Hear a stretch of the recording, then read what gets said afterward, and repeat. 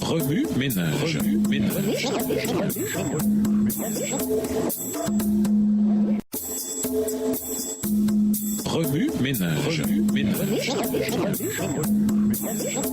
Bienvenue dans notre émission. Remue ménage. Nous voilà à la leçon 4, la miséricorde et la justice dans Somme et Proverbes.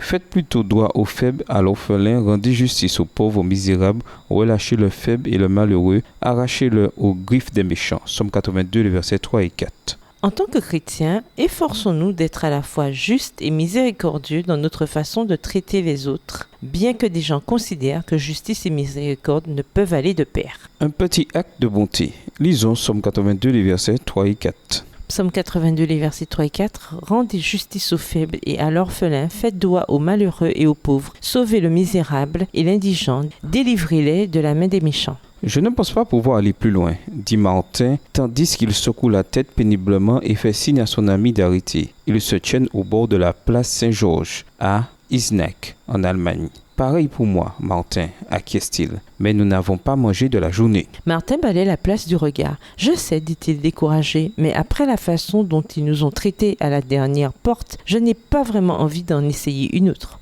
C'était en 1497. Martin Luther avait alors 14 ans. Son père voulait lui donner une bonne éducation, mais il n'en avait pas les moyens. La meilleure option pour Hans Luther était d'envoyer son fils dans une école de choristes. L'Église dirigeait les écoles de choristes et prenait les dispositions nécessaires pour que les étudiants pauvres gagnent leur écolage. Ils devaient faire des petits boulots à l'église de la paroisse et chanter de maison en maison pour mendier de la nourriture. La vie était dure pour les étudiants choristes.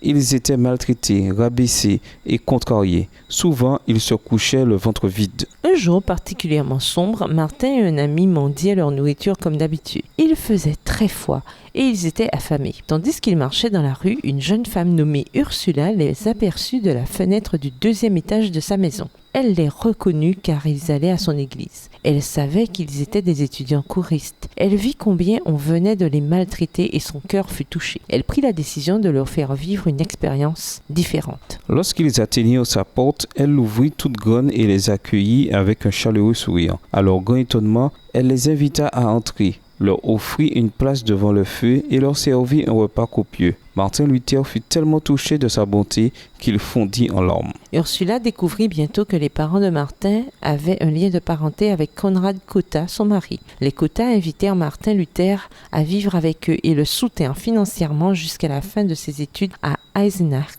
soit jusqu'en 1501, année de son départ pour l'université d'Erfurt. Le simple acte de bonté d'Ursula Cotta eut un profond impact sur la vie de Martin Luther. Au cœur du désespoir et de l'oppression qui assombrissait sa vie quotidienne, la bonté de cette femme fut pour cet adolescent une bouée de sauvetage qui non seulement lui remonta le moral, mais lui donna aussi un aperçu du caractère de Dieu qu'il n'avait jamais vu auparavant. Au revoir. Et à demain si Dieu veut.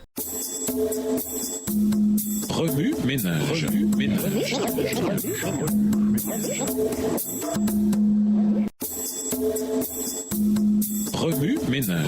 ménage.